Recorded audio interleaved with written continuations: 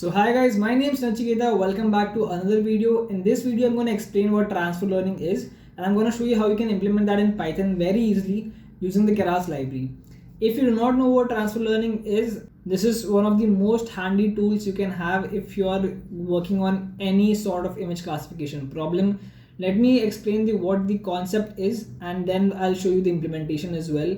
So if you do not know what a convolution neural network is, I recommend you watch my previous video. I'm still gonna give you a gist of it. In image classification problems, we normally use convolution neural networks. Convolution neural networks make use of convolution layers, which basically use filters to help recognize important features in an image. There are so many features which can help distinguish a particular image. Whenever we train a convolution neural network on a bunch of images, all these features are being learned internally.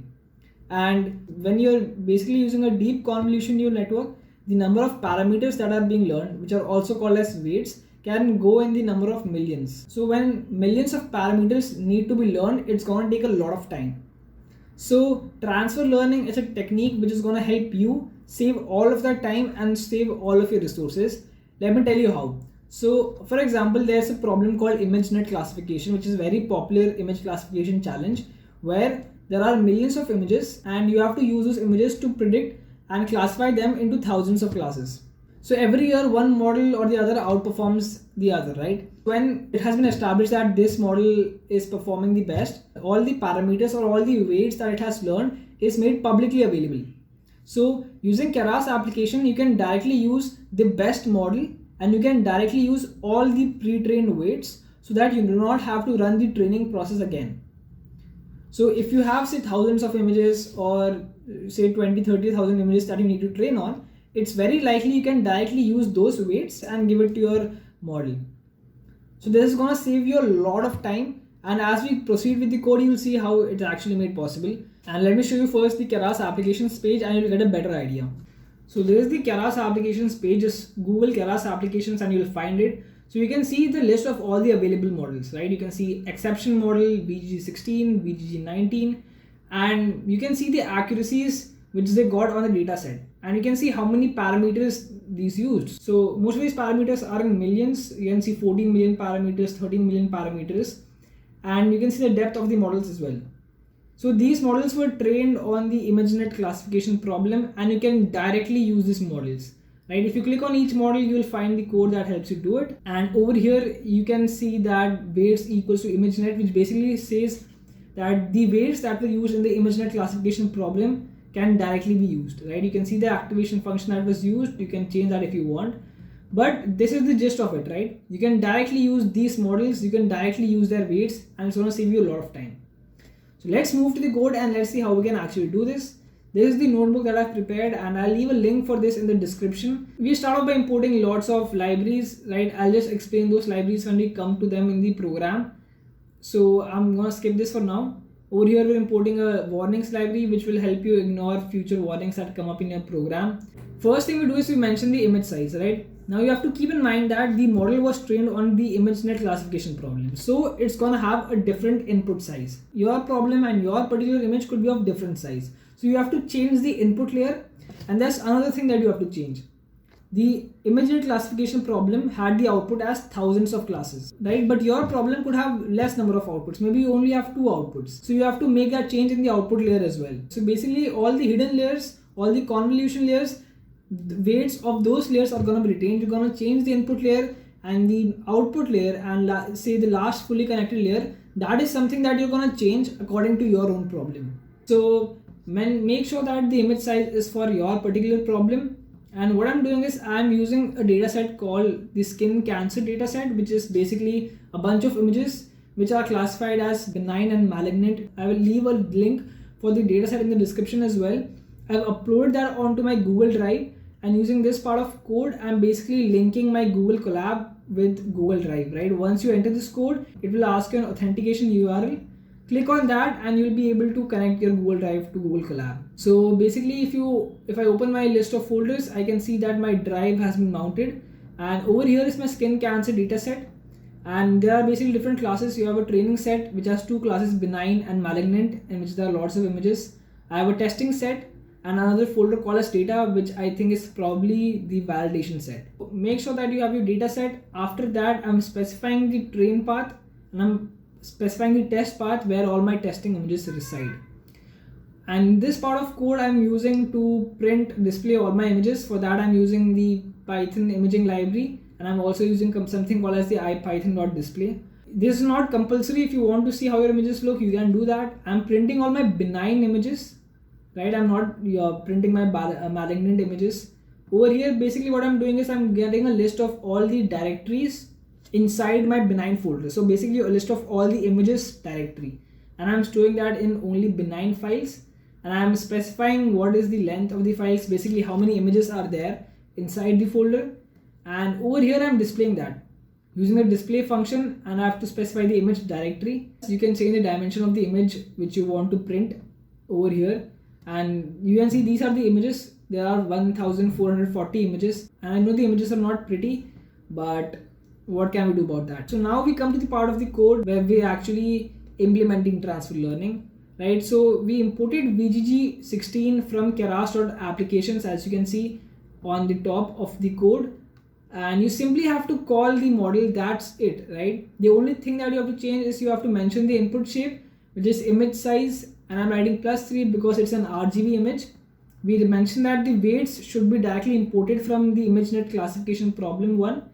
And when we write include top equals to false, which basically means that discard the weights of the input layer and your output layer, we're going to use our own inputs and outputs. Okay, so this line is not necessary over here right now. I'm going to remove this. And the main important thing, for layer in bgg.layers, we set the trainable parameter equal to false, which basically means that we are saying that all the layers which are there in the VGG model, do not train them again. We just want to directly use those parameters that the model has learned. So this is the most important part. I'm going to show you soon how it's going to be very useful.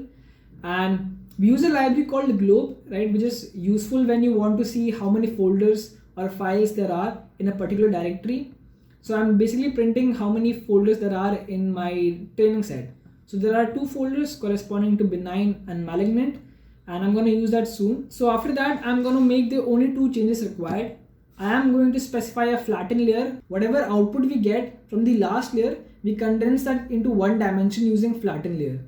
So we introduce a flatten layer, and VGG.output means it will basically take into account the output that was coming from the previous layer and construct the next flatten layer according to that. So let's say there are 1000 outputs coming from the last layer. So the next flattened layer will have 1000 neurons. So this is what this means. And we also have to construct the output layer. So we need an output layer with only 2 neurons, right? There should be, because we have only 2 classes. So we can just specify length of folders. So whatever your length is, if there are 7 classes, this is going to be 7. If there are 20 classes, it's going to be 20. And you specify the activation function as softmax. We can also specify it as sigmoid since there are only 2 classes, but this is a more generalized way, right? If you have many classes, you're going to use this. So basically now we're constructing the model. We specified that the input should be the input that is coming from the VGG model, and the output layer is prediction, which we just created right now. And when you print the summary, you're gonna get the architecture of your entire model. You can see this was your input layer, and these are all the layers in between. And the only thing that you changed was the last flatten layer, which takes into account the output that was coming from the previous layer, which is 7x7x512, and you just added the dense layer as well. So now look at the magic of transfer learning. The total parameters are 14 million. Out of the 14 million, the trainable parameters are only 50,000. The rest parameters are going to be used as they were. So it's going to reduce so much of time complexity for you. And because we know that these models were the best performing, it's very likely to give you a very good accuracy. So the next step is like we do in all our problems. I've made tons of videos on this. So we call the Adam optimizer. You can experiment with this. I'm using the binary cross entropy loss function and specifying the accuracy as the metric. Now comes the part where doing the image augmentation. We're also importing something called as the pre-process input, which we imported at the top of the code again. Now why we're doing this is because when the actual model was being trained in the ImageNet problem, there were some pre-processing steps that were being used. So to get similar results, we need to make sure we're doing the exact same pre-processing steps. So that is why we specify this, and this is gonna make sure it's pre-processed in the same way as it was done before. And some augmentation parameters, basically how you want to rotate the image, how you want to shift it, zoom it, stuff like that, which is just gonna help you prevent overfitting on your data set. So we do the same thing for the training set and for the testing set. And now over here, when you write train data generator, we just have to specify the training path. We have to specify what's the target size, which is 224 cross 224. You don't have to specify the third dimension, it will automatically figure that out. We specify the batch size as 32, so the model will be trained on batches of 32 at a time. And the class mode is categorical, so it tells you when you run this that there are 2637 images in the training set, there are 660 images in the testing set. That's it. Now we just have to train the model. We're importing two libraries now called datetime and model checkpoint. So basically what we want to do is we want to save the best model. So for that we use the model checkpoint, and we save the model in a file called mymodel.h5, and we save only the best model. We're basically storing a checkpoint. Now we use a function called datetime.now. This is basically to keep track of how much time the training process took. And over here we're training the model. We give it the training set, and I'm just using the testing set for the validation data. And I'm using 10 epochs for training and 5 steps per epoch. And the validation steps is 32. The callbacks is the model checkpoint that we called over here early. And verbose is equal to 2. This basically tells you how much information you're gonna get printed at the time of training. If you specify verbose equals to 1, you'll get less information about the model as it's printing. So it's upon you. And we print the duration, which basically subtracts the current time and the time when the model had started training, and you print that as well. So once the model training is done, you will see that you get a pretty decent accuracy. And the best part is that you didn't have to do anything, right? You directly took the weights, you directly took the best performing model on a very popular data set. Now what you can do is you can experiment with different models over here, and you can do hyperparameter tuning as well using the Keras tuner, which I've talked about in my previous videos as well. I'm going to make a separate video on that, but the main point is that this is a very effective technique, and this can potentially save you a lot of time when you're doing an image classification problem. So hope this tutorial helped you, and that was it for this video. If you did like it, do subscribe to this channel, and if there's anything else you want to see, do leave that in the comments, and see you in the next video.